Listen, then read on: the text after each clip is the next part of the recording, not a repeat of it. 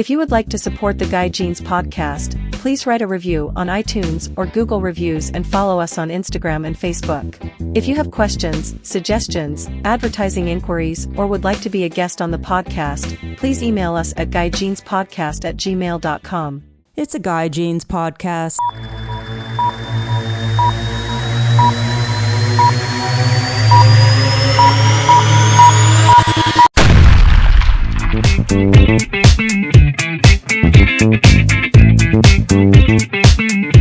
Hi, you guys. Welcome to the podcast. I'm your host, Guy Jeans. Today's guest, Paul Bourq, Fly Fishing Team USA member.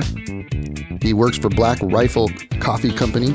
He was the youth fly fishing team coach. He was a guide, is a guide still, but he also is a police officer part-time. And he has a company called Drift Media as well. So I'm excited to talk to him all about everything that he does. And without further ado, here is Paul. Paul, how you doing? I'm good. How are you, sir? I'm doing really good. We got a lot to talk to you about. I just read an article about you entitled "The Most Interesting Sportsman in the World." And after reading that, man, I'm like, wow, this guy is interesting, man. All the different things that you've done and are doing. So for those who don't know, who is Paul Bourq? Oh man, that's a tough one. So at the end of the day, I guess at heart, I'm just a fishing nerd, really. I mean, I love to chase them, love to catch them, love to try to figure them out. I guess second, I feel like I'm kind of a camera guy. Like I don't hold a camera too much anymore, but I spent a lot of my life shooting photos and shooting videos and trying to kind of document the things I was seeing, like incredible things, incredible fisheries. And those days that we have, they only happen that way once. And nice days never happen again. So, I wanted to share those things and provide those experiences to people. And hopefully I took as much away from them as I did. Some did, some didn't, but yeah, we do our part. I know you know that game very well yourself. Yeah.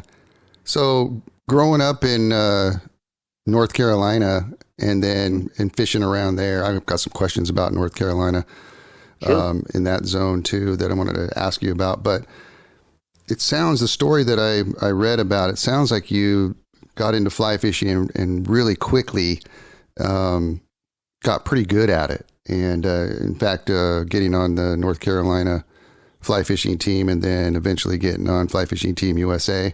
You want to talk a little bit about that? Sure. Yeah. Growing up, I grew up in the mountains of North Carolina, and I had a small creek, a very, very small creek.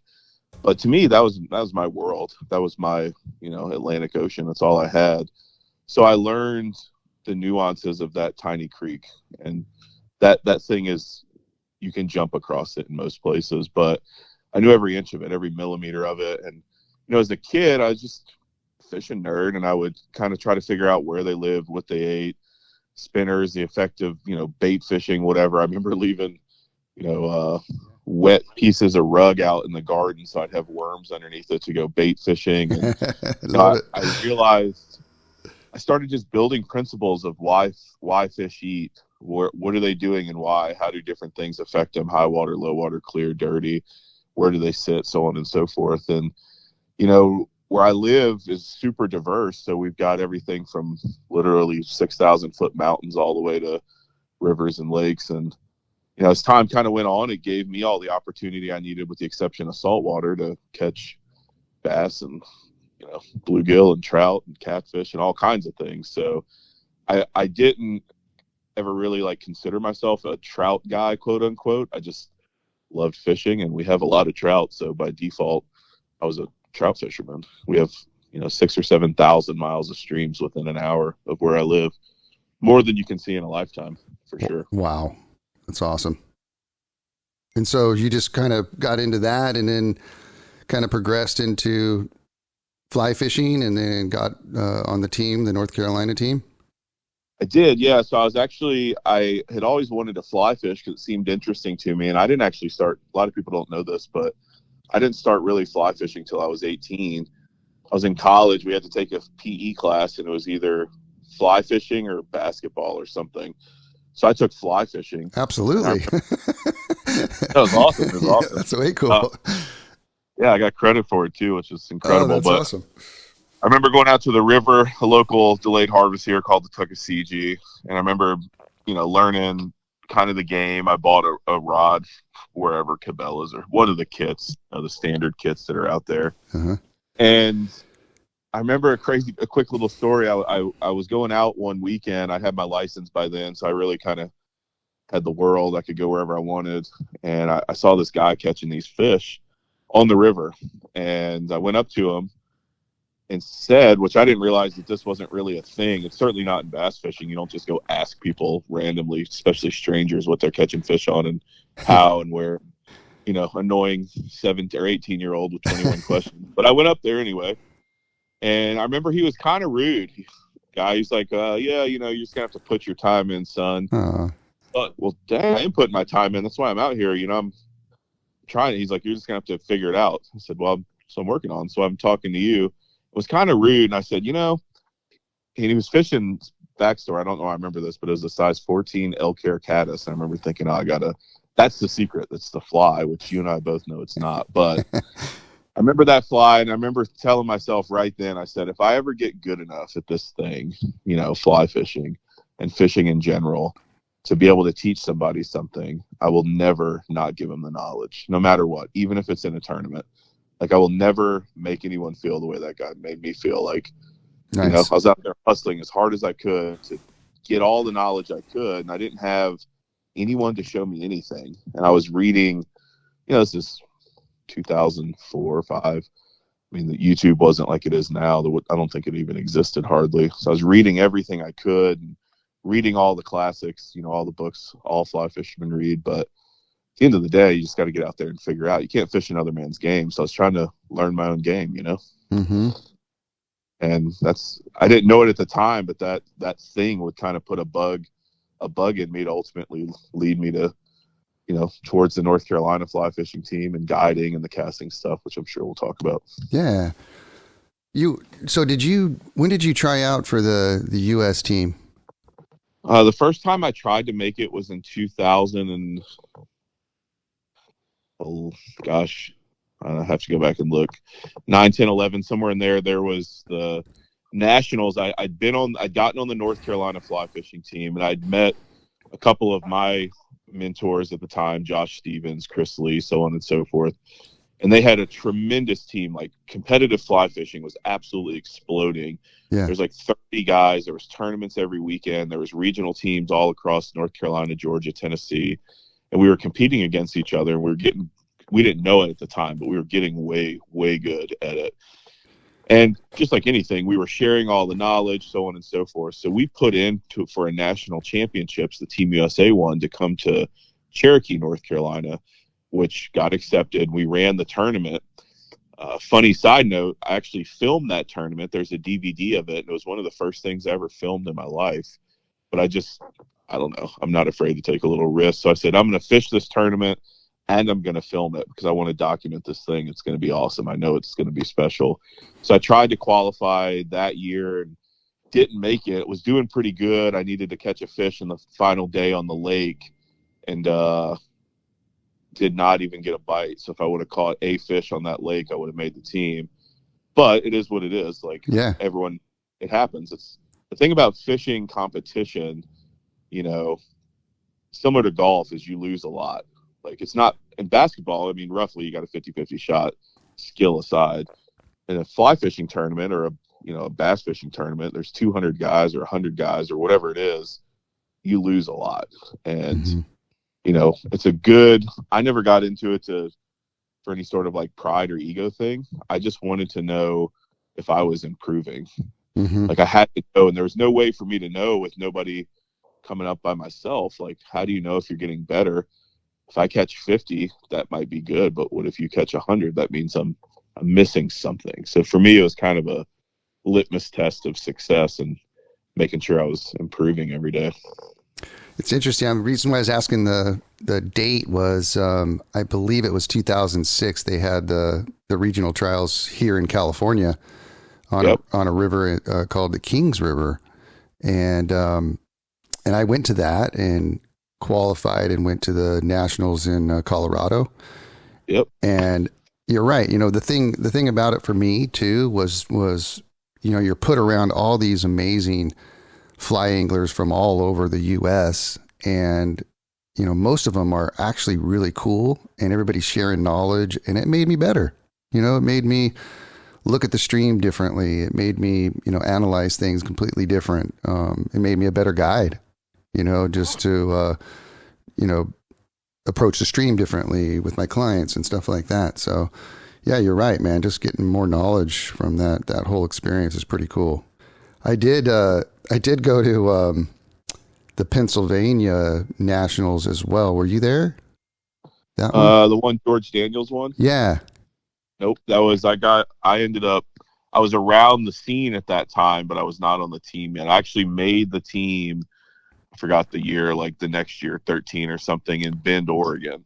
So I did not make it to North Carolina and came back the next year with a lot of lakes and actually worked on my lake game really hard. And we don't have a ton of trout here, but I caught anything swimming, brim, trout, bass, whatever I could, and kind of dialed in the process. And, fish kind of do the same things for the same reasons. So was able to make the team in Oregon. Nice, man.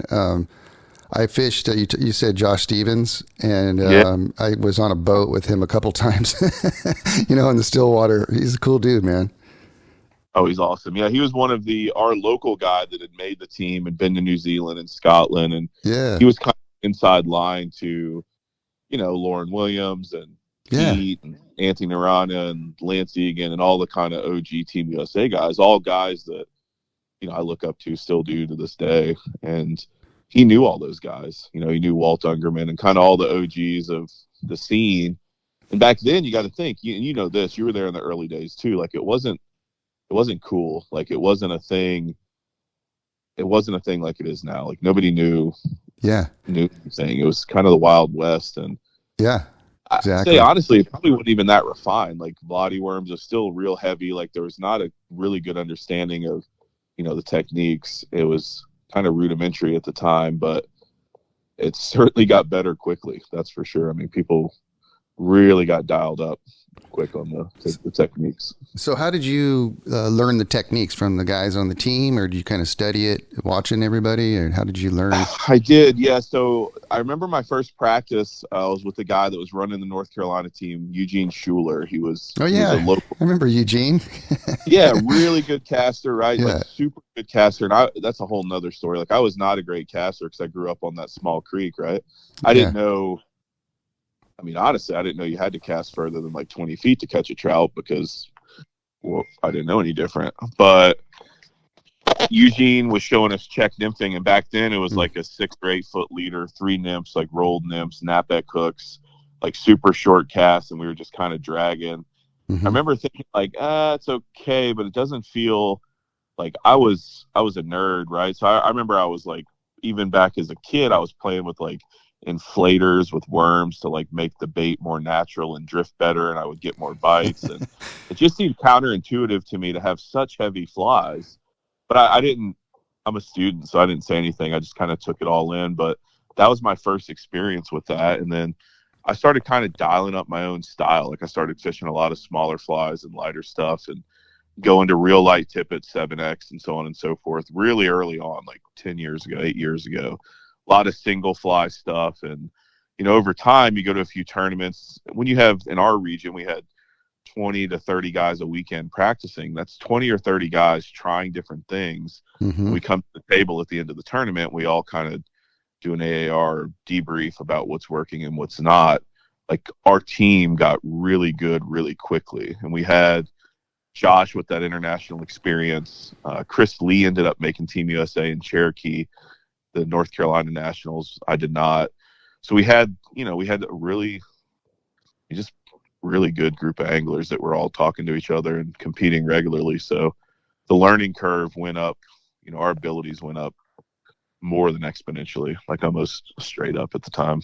It's cool. You guys would all get together and talk about the techniques and stuff. I mean, that's what makes a team, right? It was kind of the foundations of, I didn't know it at the time that I was ultimately going to get asked to coach the U.S. youth team. But I knew that, what I was not proud of was the fact that Team USA collectively had been getting our butts kicked overseas by the French and the Yeah. Polish, certainly, and the Czechs. And, I knew, Courier had won, a bronze on the dry fly in the lake. And there was Norman Moctema had won a silver. I think silver, maybe gold. Sorry, Norm, if you're listening. But Norm had done really well at a youth level, but Team USA had never won a team medal. And I thought, man, I've seen these guys fish. Like, I've seen Pete Erickson fish. I've seen these guys fish, and they are tremendous. Like, they are no joke, like the best I'd ever seen. Like, why are we not winning? And that would kind of ultimately lead to, what was the foundations of our success, which I'm sure we'll get into eventually. But with the youth team, which was this kind of team medal mentality, like our sole focus was to win the team gold, because then we knew if we all worked together with that mission that the individual successes would follow. I think that was, possibly what plagued some of the early days of Team USA. Was there was a lot of kind of individualistic stuff there, and that it's hard. Like, it's hard to have a team and an individual element, and we found a lot of success by focusing on that team medal, and there's some cool stories there down the road to get into. It makes sense, just to be able to share everything, like what worked for you, man, on that beat, what didn't, what do you think those guys were using? All that kind of stuff comes into play for sure. Without a doubt. Yeah, correct. So let's go into the youth fly fishing team. I mean, how cool was that to be able to, you guys actually did win the gold, didn't you?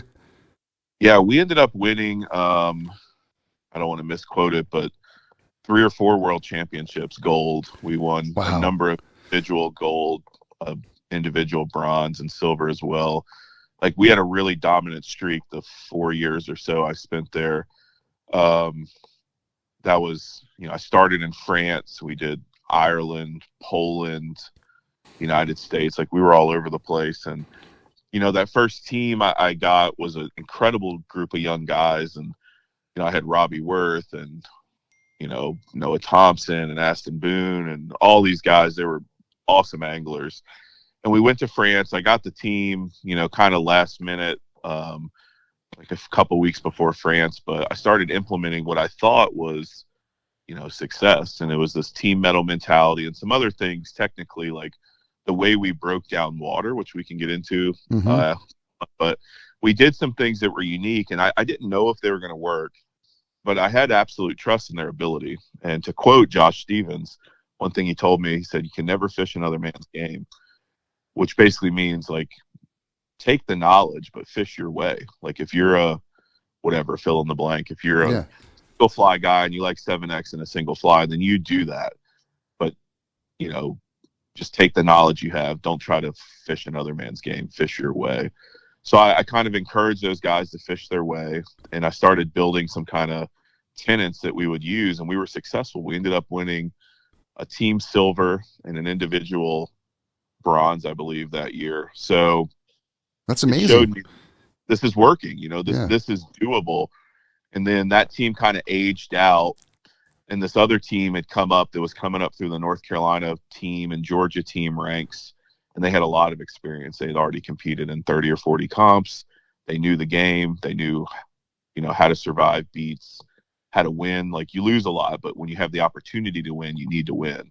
So they knew how to manage that kind of that pace, if you will. And that team went on to be nothing short of dominant for the 4 years they were around. How do they approach a stream, or how do you talk to them about approaching the stream? And so that's something that's, I'll get into it. It's interesting. So I'll tell you the basics, and then I'll go back and explain it a little more. So our kind of philosophy is that water, like the best water in the beat, is dependent on insect activity.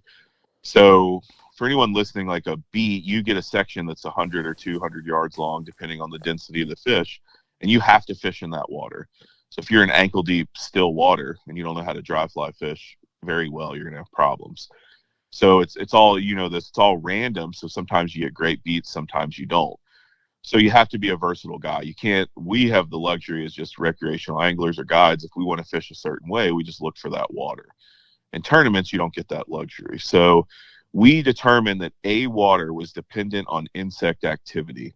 So to back up a little bit, I remember everybody saying that, well, I forgot, it was Eddie Pinkston. You remember Eddie? Yeah, of course. Yeah. Yeah. So Eddie Pinkston was talking one time about good guy, super intelligent man. But he was talking about how the Czechs had said that if they put a fly in every inch of the water, that they would win. So there's this kind of like typewriter method where you just grid back and forth and just cover it all. Well, I just thought intuitively, like, well, that's not true. If I put my fly in the highest probability water based on the conditions, I'm going to win. All things equal, skill equal. So I said that I don't agree with that. I'm going to figure out a better way. So I started kind of trying to figure out this system, and I'll tell you the story that helped. Might as well. So yeah. I study the sport, and I started reading a lot of, with the help of Google Translate, a lot of articles from France and the Czech Republic about these competitive teams, because they'd been competing for 20, 25 years, 30 years. We have the luxury of public water. In Europe, they don't. So the only way you can get on some of these streams is to be a part of a club. You get a bunch of dudes together in a club, what happens? Competition starts. That was the earliest kind of forms of FIPS Moosh.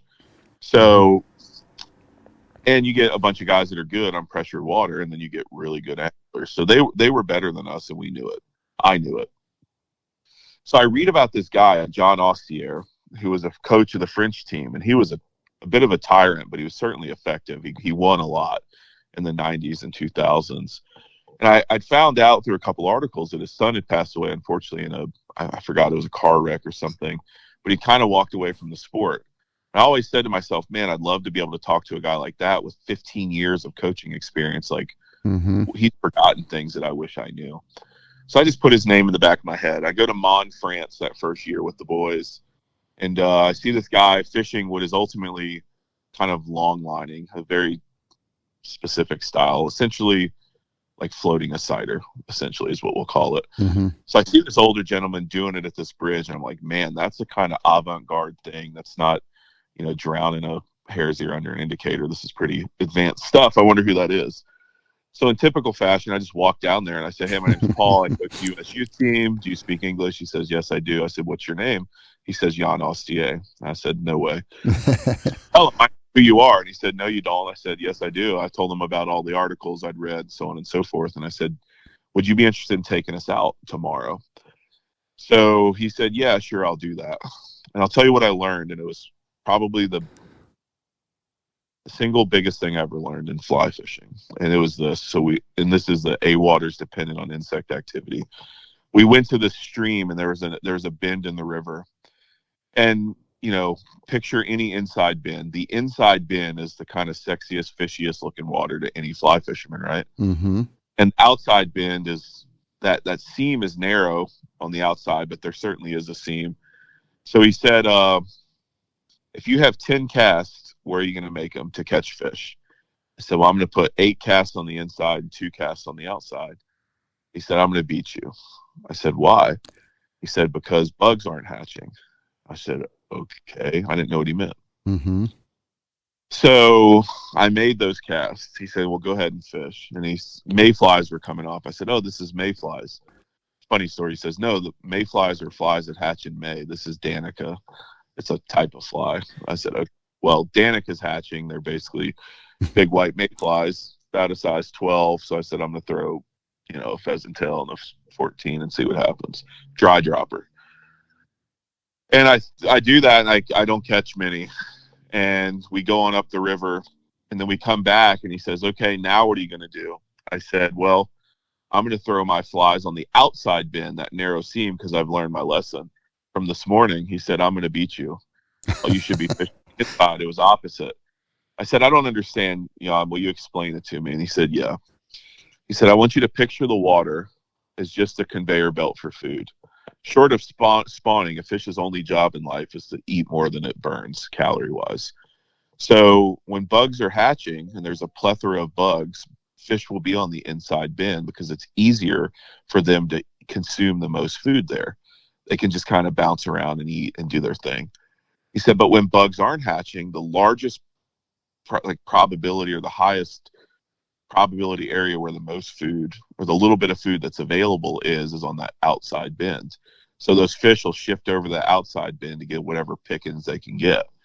He said, so in France, we prioritize our water based on insect activity. Mm-hmm. It also applies to pocket water. So when bugs are hatching, so I'll ask this question. I've asked this before. You ever go through a section of pocket water with nymphing or dry drop or whatever, it doesn't matter, and you catch them? Of course, we all have. Yeah. You ever go through the section of pocket water and you don't catch them at all, and you're like, man, where are they at? Sure. Of course, we all. What Jan said was, when bugs are hatching, they'll be in those pockets really well because it's an easy place for them to get food. When bugs are not hatching or there's no insect activity, they'll be back in kind of, I can't describe it, but some of those troughs and other places where the highest probability of the little bit of food coming down is at. That's where you'll find those fish kind of condensed. And they do that really quickly, faster than people realize. So I took that principle and we started applying it to our local rivers and places we knew well. And I would always teach them how to nymph shallow, medium, and deep, like in the column. And a fish that is up shallow fighting the current, obviously, and feeding is actively feeding. Mm-hmm. So if you're fishing deep and you're catching fish and all of a sudden fish start coming medium and then shallow, you know that something's happening, like a hatch. Doesn't matter what it is, like that's for you to determine. It's situational. But we start to shift our focus on how much time we're spending on certain water types based on the insect activity. And that was really that. And then focusing on the team metal mentality was the fact that we were able to, I say it modestly, but dominate the world scene for quite some time. And most anglers want to focus on what fly it is. I'm guilty of that. Sure. The flies don't matter. I never told my guys what leader they had to fish. That was up to them. As long as it was effective, I was happy. Because, again, going back to Stevens, you can't fish another man's game. Mm-hmm. As long as they turn over, I was cool with it. I didn't particularly care. Trout have the brain the size of a Fruit Loop and a single digit. They're not particularly smart, but they're extremely conditioned. So as long as it was size, shape, and color in that order, I think it was fine. We fished a lot of, some of the famous flies came from our tournaments, the mop flies from here and the France fly. And, mm-hmm. The French, we obviously took from the French, but essentially they're all pheasant tails and hare's ears. So we didn't overthink our fly selection too much. We just made sure that we spent our time in the highest probability water. And the kind of much smaller portion of that was we would determine our pace, like how quickly we covered water based on fish density.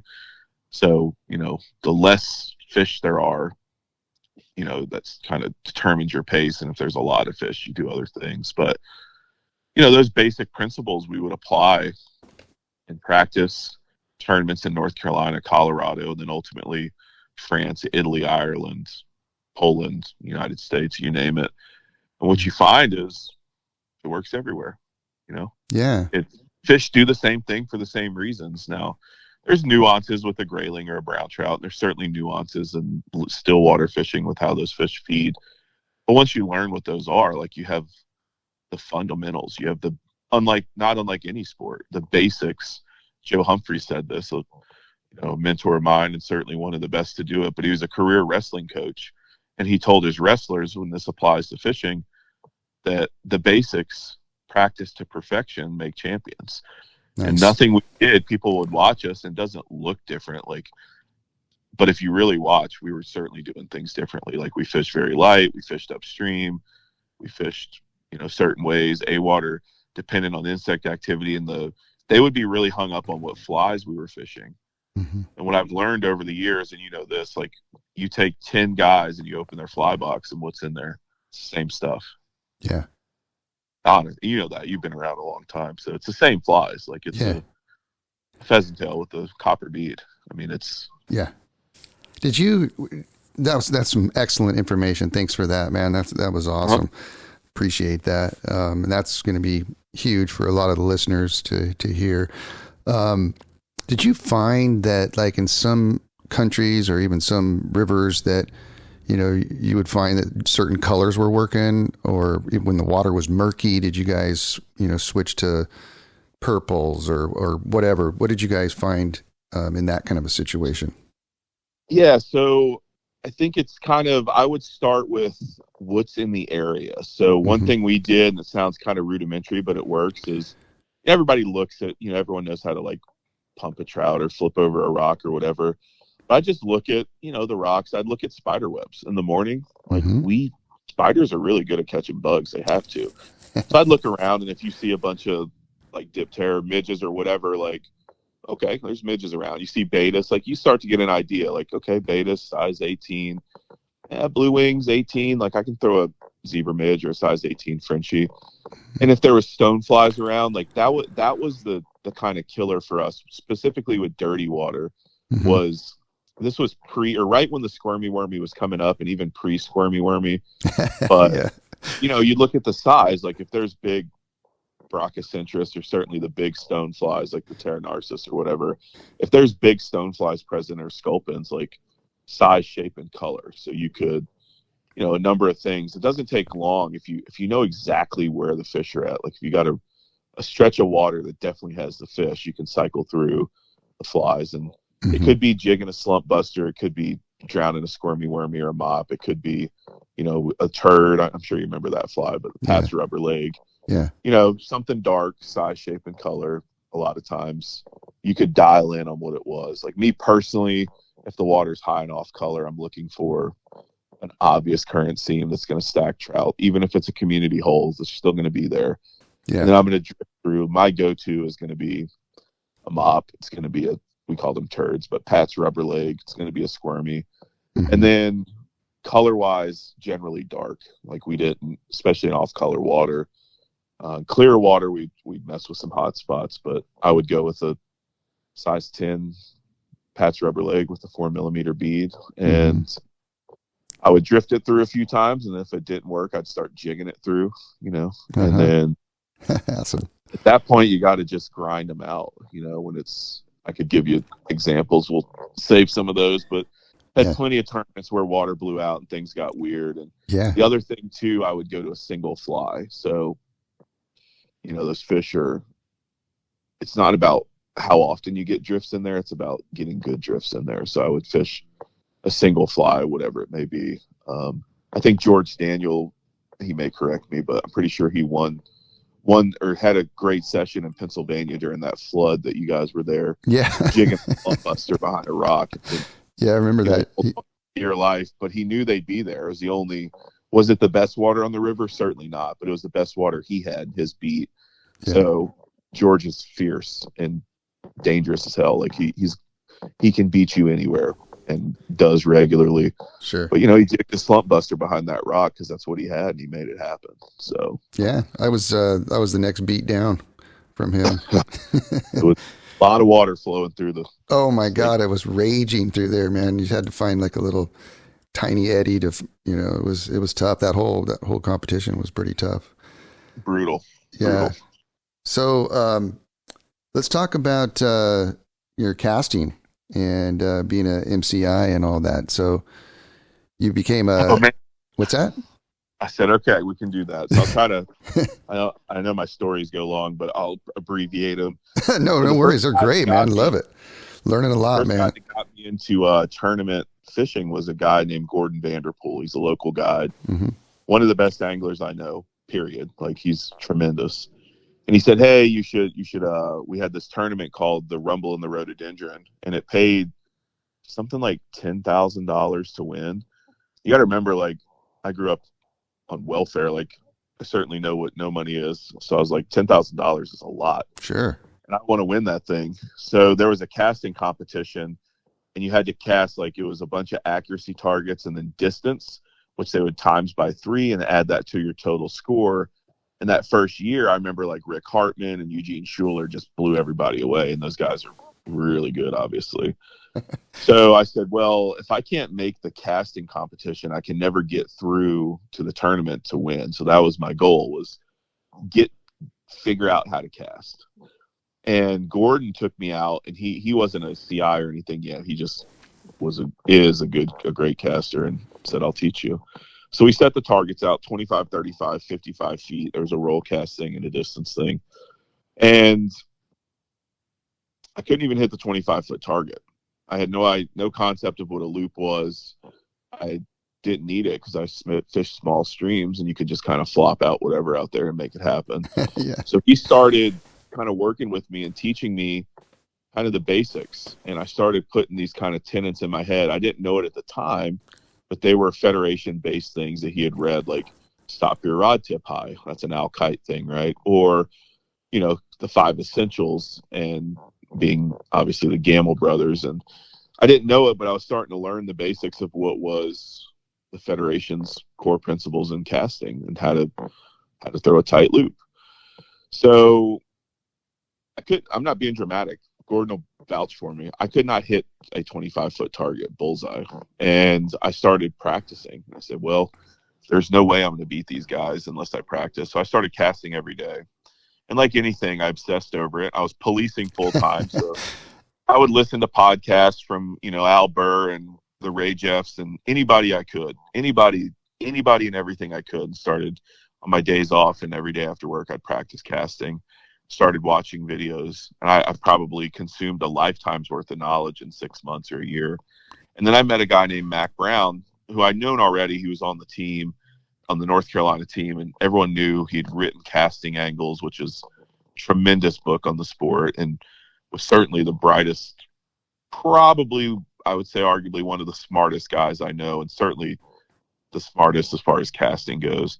I called him as well and said, hey, here's what I want to do. And he was wonderful and gave me all the attention I needed and gave me a lot of homework. And I just started casting and started getting a lot of interest in like two-handed stuff. And because, to and fro casting, which is fine, back and forth, single plane casting is great, unless you live in the Smoky Mountains where there's rhododendron everywhere you go, and that doesn't fly for long. So I started learning some of these things, and I started getting into Skagit. I read Eddie Ward, and I read all these things I could, just immersing myself in casting. So I go back the next year for the Rumble and the Rhododendron and actually win the cast tournament. No way. I did. Yeah, great story. But I mean, I put the time, and I got to pick the first beat. I think we won that tournament. I can't remember exactly. We won it a couple times, lost it a couple times, and one of the prizes was a Sage Z-axis. And for the first time in my life, I had a tool that, to me, I still have the rod. It means a lot to me. But this thing was like the keys to the kingdom, to quote Joe Humphrey. Awesome. The highest quality tool that you could it was a 9'5" weight. Yeah. You could have. And then Mac said, hey, are you interested in this casting instructor thing? I said, well, what is it? I don't know. I don't teach. I mean, I guide and I teach people how to cast. But he said, he's like, it's not a badge of honor. It's a methodology to teach people how to cast, and you can speak the same language that I do. Like, do you know about slack, acceleration, power, pause, tip path, whatever it may be, transverse waves and loop propagation and all this stuff? And I said, I don't know what you're talking about. He said, well, if you go through this, you'll be able to speak the same language as me. I said, I'm in. You had me at hello. Let's go. And I started working on it. And I went and took my CI, and I took it with Eric Cook and Tom Rupening and a couple Southeastern guys that are tremendous casters. And I passed it.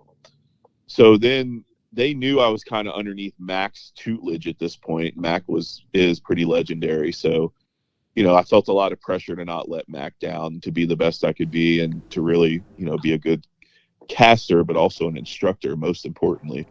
And I did it. So then Mac said, there's this thing called the master casting instructor. It's really hard. They can ask you any sort of number of questions. Nothing's off limits. The test is infinitely harder than the CI test. It's changed recently, but it's hard.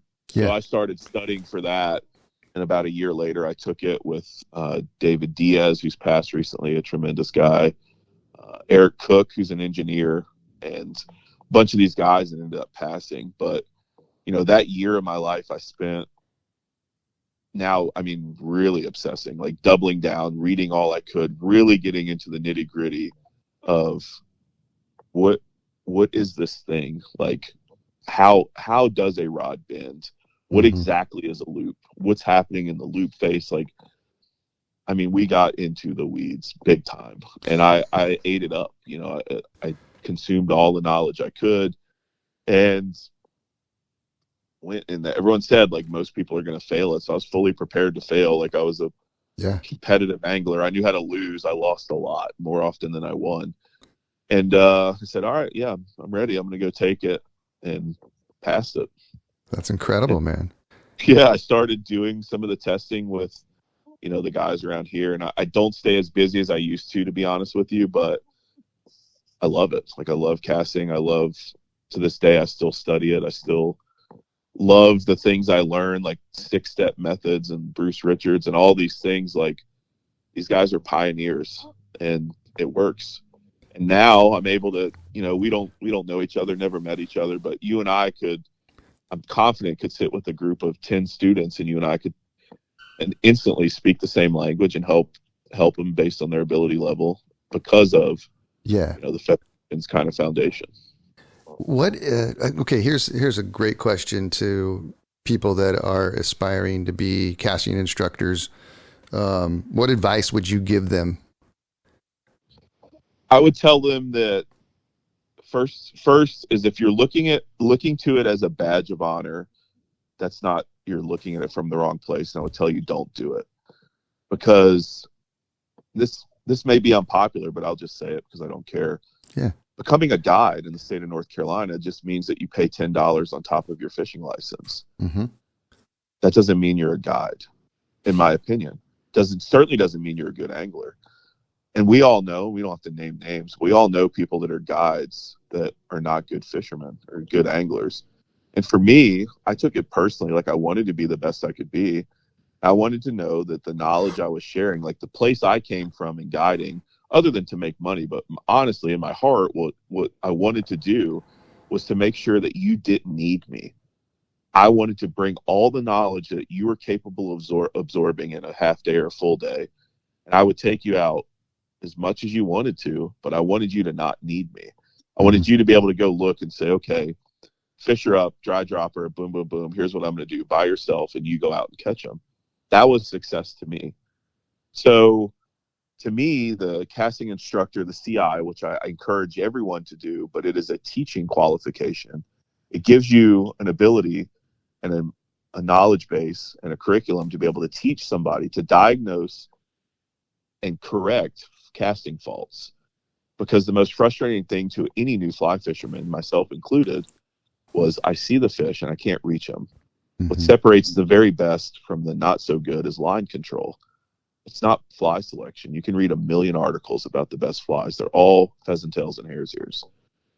What separates people is the ability to get a drag-free drift in front of a fish. And there's a lot of crap instruction out there with people that don't know what they're talking about. So if you want a badge of honor, that it's not for you. But if you want to have a bulletproof method to make someone the cause and correction of casting faults and make them better anglers, and to be able to speak the same language as a group of thousands of other people, then you should absolutely take it.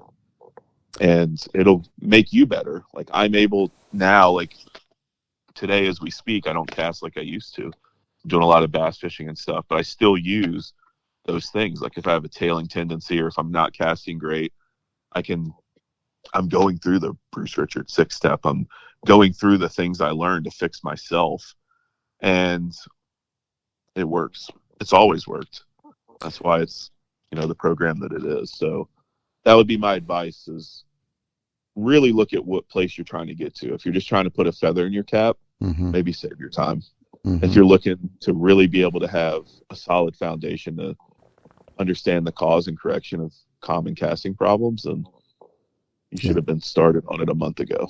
I love your explanation and determination of, immersing yourself in casting, which a lot of people don't realize. To become a casting instructor, master casting instructor, you got to know everything and really immerse yourself into hours and hours of reading and teaching and casting. And so my question is, how many hours do you think it takes for a person to get their CI?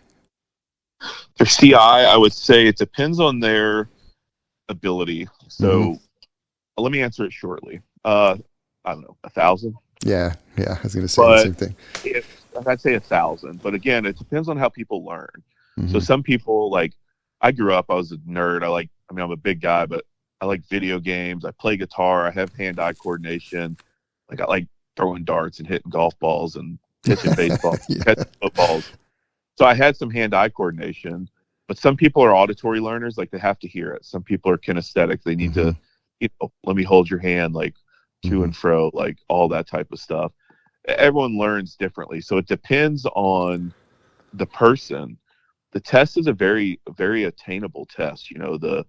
The skills are very basic. I know it's changed a little, and I'm familiar with the test now, but the old test was, changing rod plane, like throwing a tight loop, like explain the cause and correction of tailings loops. But the kind of hard part, and this is what I guess I failed on the most, because I'm a nerd and I want to talk about transverse waves and stupid stuff. But they would say, a good instructor can explain things simply. So I really prided myself on not getting into the weeds and being able to take a group of people, which I did a lot, teach them a roll caster, pick up and lay down, and fix a tailing loop. Like, I used to think to myself, how can I answer this in as few sentences as possible, or maybe one sentence? How do I make this very simple? Because a person trying to just add a little distance on their cast doesn't care about the frequency of counterflex. Like, that doesn't matter. They just want to know the basics. Stop your rod tip high.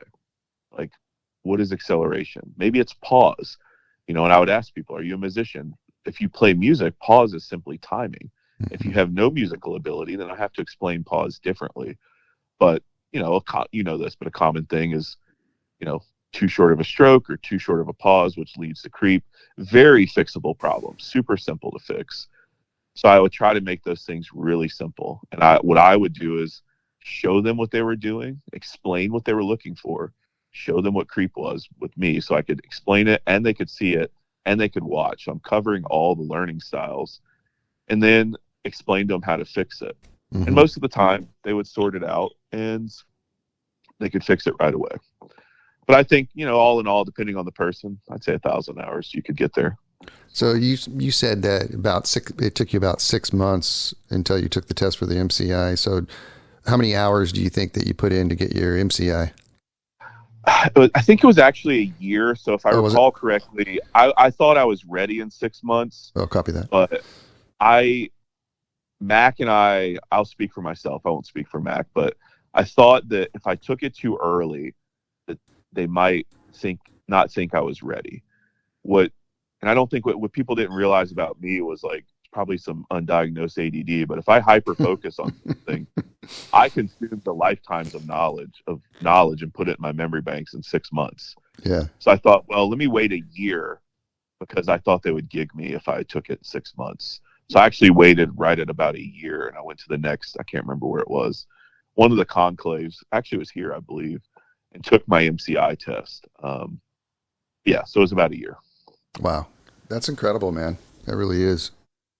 And I didn't know it, but I was actually learning MCI stuff during my CI. So Mac, who was kind of my tutor through all of it, wouldn't let me rest on the basics.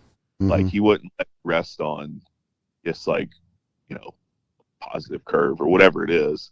He was actually teaching me master level stuff and sending me down the road of master level stuff as a CI.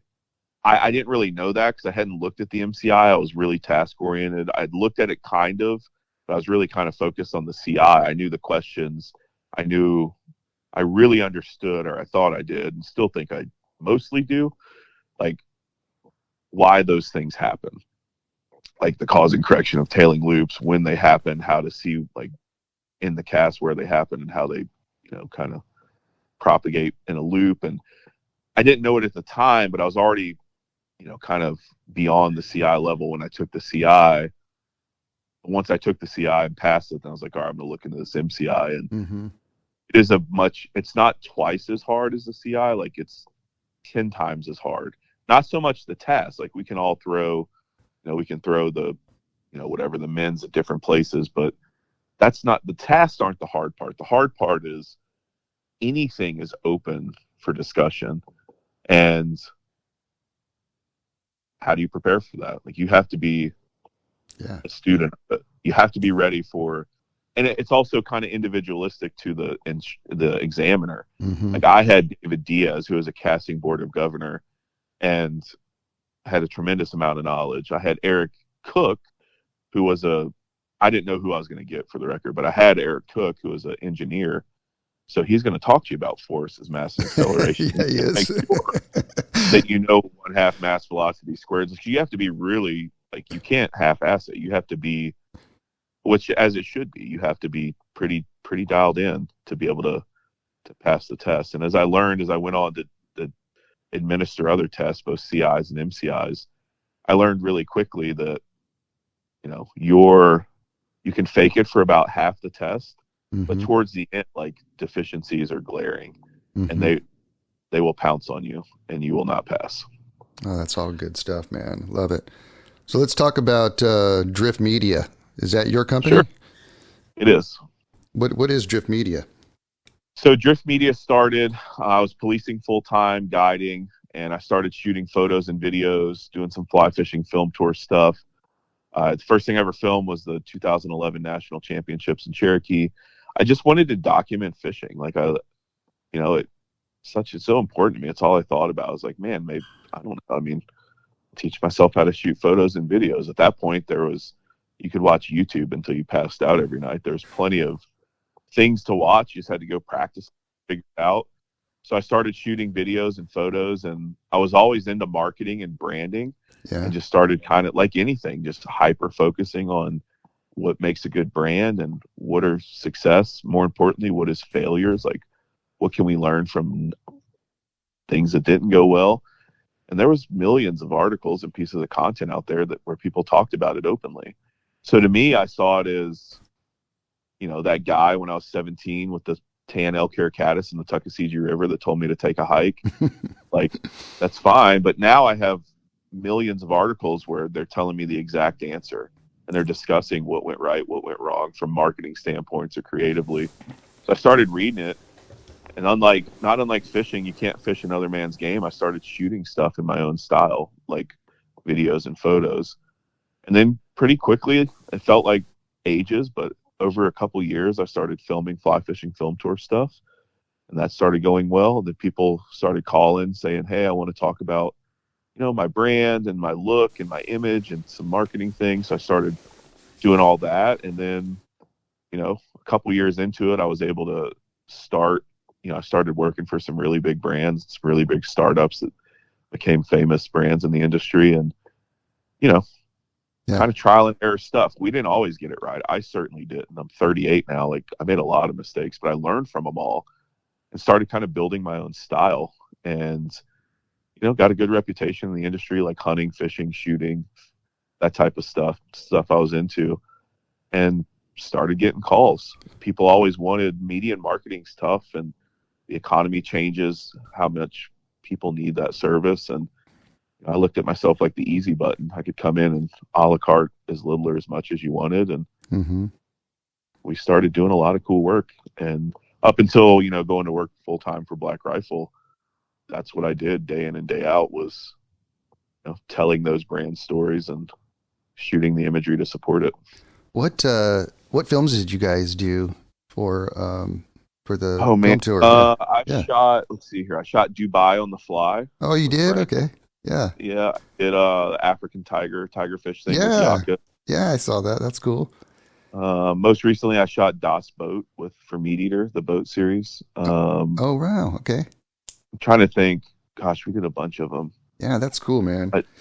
Striper stuff. It just I'm a camera guy, so I did a lot of stuff. Like, anybody that would pay me, I did it. But we did a lot of work in hunting as well. We did some TV show stuff. We did fin chasers. We did some hunting shows. We did a number of things. I landed some, some bigger clients throughout the years that kind of helped me take a breath. Like, it's a hard world. You're getting paid a day rate. So you do them. I mean, anyone can do the math. You get 400, 500, 600, 700 a day, which sounds great, but you have off days, you have travel days, you have expenses. So to make any sort of real money, which is what I needed to do to leave law enforcement full time, you got to put yourself on the road 130 days a year. So the way I looked at it was, if I put my brain into 130 days a year of anything, I can get good at it. I had, for the first time in my life, I had confidence in myself, but I also knew how quickly it went away. So I always worked like somebody was trying to take it from me.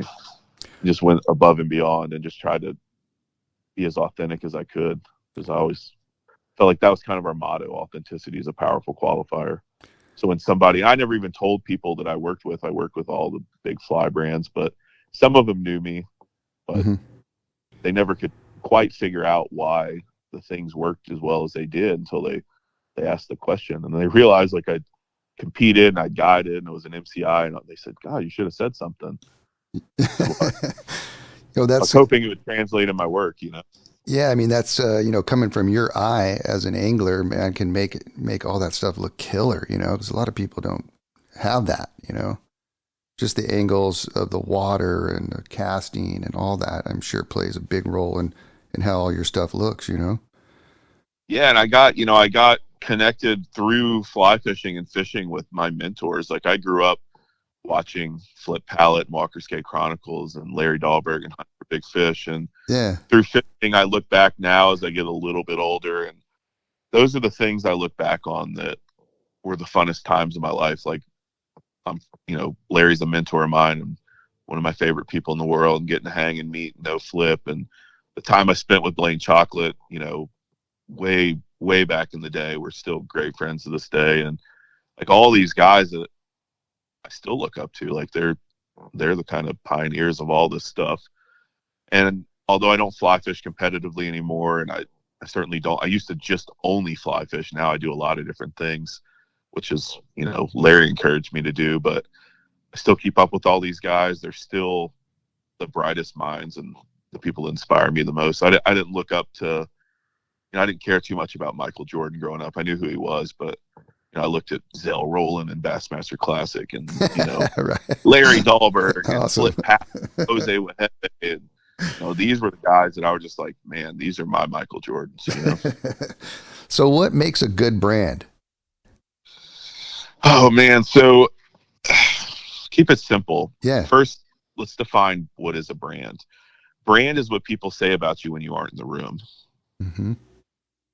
And if they're saying what they're saying about you is accurate, like if they say whatever your brand may be, like, if that's accurate, then you're doing a good job. So if it's not, then you have to adjust that. So what makes a good brand is when you have a well built out customer journey. So that kind of consideration, awareness, familiarity, purchase.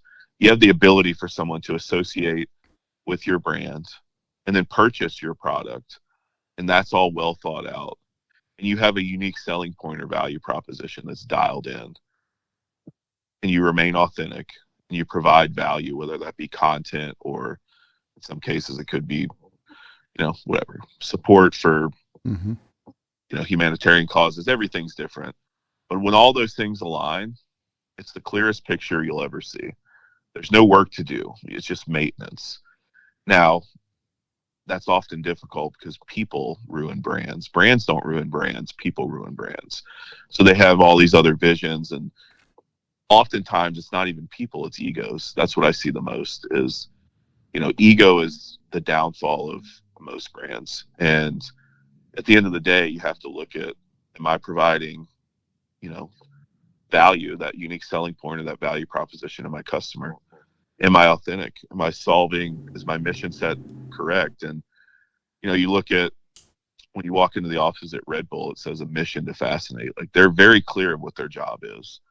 And people, they don't know why they're there sometimes. And, there was a line one time in a movie, that Johnny Cash movie, and he's singing some gospel song, and the producer says, you know, if this is your last day on earth, if you're dying in a ditch, like, is that the song you're going to sing me?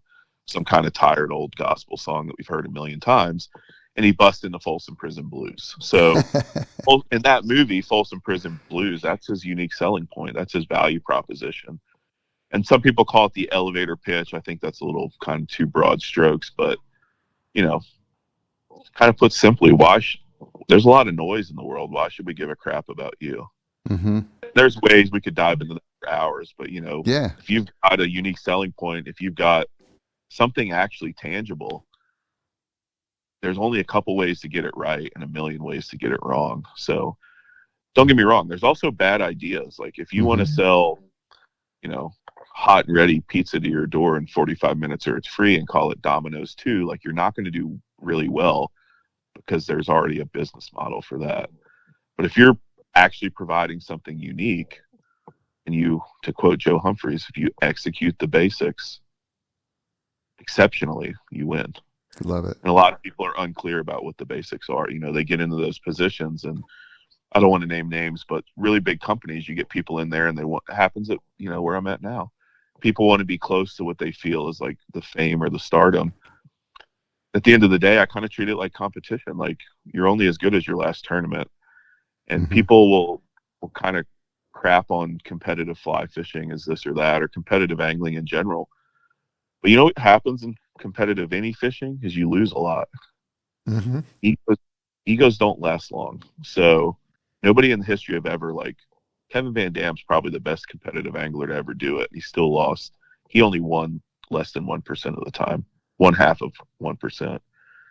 So, you know, ego is the most dangerous thing on the planet, and confidence, fine. Confidence is great.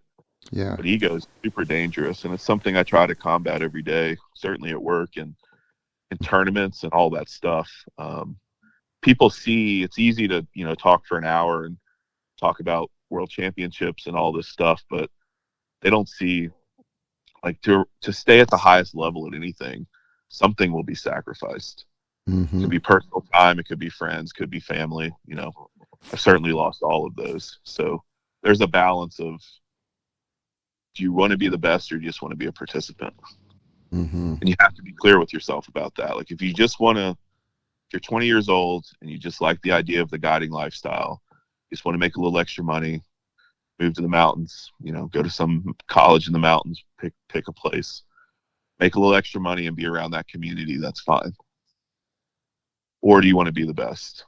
But know what it is. And damn sure don't spend your time taking food off the table to people trying to be the best. Like, be honest with yourself and know your place. I always was. That's why I had people at the time say, oh, you should do more podcasts. You should be in this book. You should do these things. I never did it because I was a niche guy. Like I didn't try to be the best guide on the planet. I just happened to have a skill set that I wanted to use to feed my family because I needed the extra money. So I would always push people towards Gordon, you know, my mentor. Like he's guiding for a living, right? I never tried to make a living in fly fishing. I just tried to be the best competitor and angler I could be. I tried to make sure that if somebody asked me a question, I could give them the best answer I could. So I never made it feel like the guy made me feel with the caddis when I was 17. So I would say be honest with yourself and know your place. Like I get frustrated, and I'll speak for myself, and you don't have to comment on it, but you know, a lot of these young guys that come in and they want to, and I want them to be excited. Fly fishing's awesome. Fishing is awesome. But don't skip the middle part. Like don't try to, like, how do I say that without sounding like a dick? Like, you know, and like don't try to get to the cool guys table and miss all the stuff that's the most important, which is the fight to get the knowledge, to be better, the reps it takes, the days of not catching, the days of sucking. Like that's what matters the most. Not, you know, there's so many guys that look the part and can talk the talk, and they will talk down to competition or this and that. But the truth of the matter is they couldn't catch a fish at SeaWorld. So, like, don't skip the beginning to try to get to the end. Because the older I get, it's the beginning that matters. The beginning being, like, the struggle. And while you're thinking about how do I get to the next party to be around influencers, the guys that inspire me, the Gordons, guys like you that have spent your life in fishing, those guys are still thinking about how can I provide a better service to my clients? How can my shop be better? What can I do? Like, those are the guys that inspire me. So that's why I never tried to go present, this knowledge and all this stuff, because I was like, I don't want to take away from the people that are truly making a living at it. So I would share it for free, of course, but it was always individualized. If that makes sense. Totally. I love it, man. This is a great podcast. Thank you so much, man, for doing this. I got one last subject I want to talk to you about. That is Black Riffle Coffee, man. Tell me about that and what you do there and what Black Riffle Coffee is all about.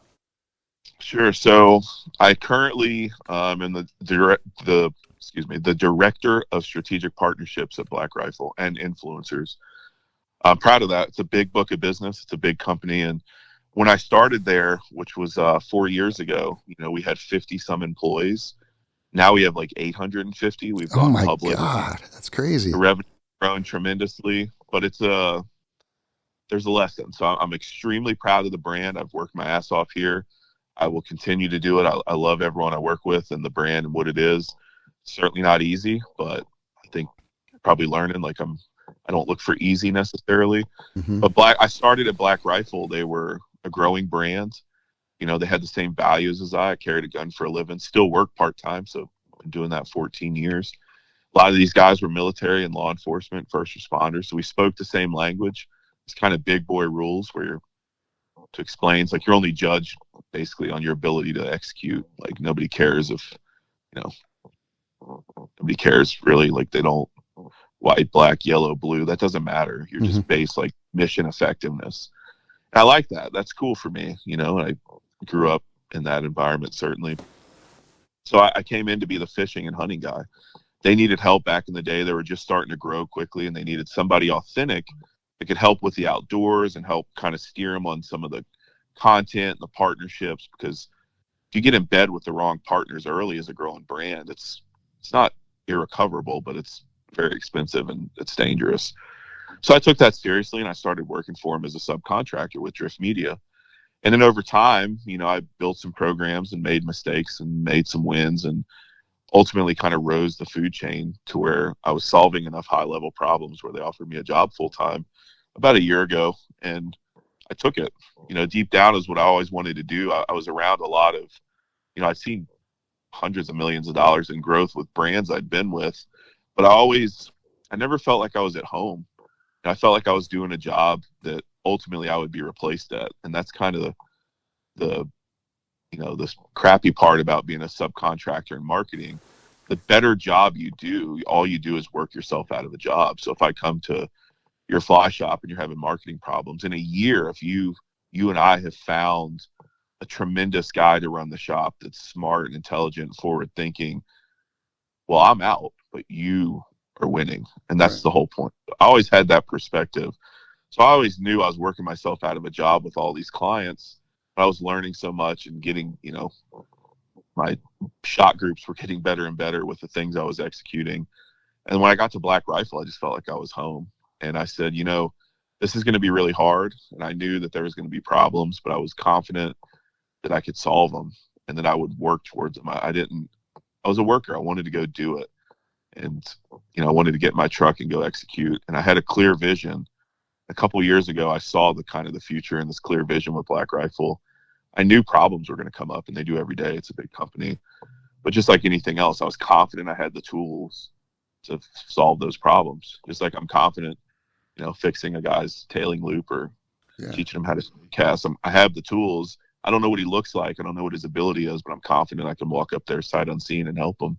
Mm-hmm. Same thing with Black Riffle. So when they offered me a full-time job, I took it. I jumped at it and said, yeah, I'll take it. And, I'm really proud of the things we've done. I mean, we've grown. The numbers are public, and the revenue doesn't matter. You can look it up, but it's tremendous what we've been able to do in the last. Yeah. The company really started in 2014, but it's been a fun ride. Hope to stay here as long as they'll have me. I think I learned about Black Riffle Coffee through Waypoint TV, and Sure. Tom Rowland, I think that was my first time seeing it, and then I just keep seeing it more and more, so whatever you guys are doing is awesome. Well, the basics of anyone listening that, everyone talks about Black Rifle or Yeti or whatever it is, right? And Yeah. at the end of the day, to quote Joe Humphreys, I guess in closing, the basics executed to perfection. What are the basics? Two things. Authenticity is a powerful qualifier. Apologize for nothing. Be who you are. Right? I'm a fishing nerd. That's all I think about. I love it. I'm obsessed with it. Yeah. And then two, frequency and reach. Mm-hmm. So if you can get frequency and reach and you remain authentic, that's the basic executed to perfection. My podcast, has grown from, I do a little bit of everything, all kinds of musicians to fishermen to whatever, comedians, whatever. And your story is really cool. And I love how you're so motivated to get better at everything. And one of the things that I talk about in my podcast and with all these other folks that are on my podcast is, believing, the passion and striving to get to that point. And with your story, you have all the stories of, fly fishing to drift media to the youth fly fishing team to everything that you do. You're so passionate about and you immerse yourself into it. And it's really cool, man, really inspiring. So I want to thank you, Paul, man, for being on my podcast. This was amazing podcast. I learned a lot and hope to talk to you again sometime soon, man. Yeah, I appreciate you. I've listened to a long time and you do a great job. So man, anything out, and hopefully, man, one day we'll get to whatever it may be, fly fish, bass fish, marlin, whatever it is. Exactly. Something. We didn't even talk about bass fishing. I'm a bass geek, man. For another day. Yeah, for sure. They're just like trout. They do the same things for the same reason. So we'll yeah. Well, what a pleasure, Paul. Thank you so much, bud. Yeah, I appreciate you. Holler if you need anything. Okay, bud. Thank you, man. Bye-bye.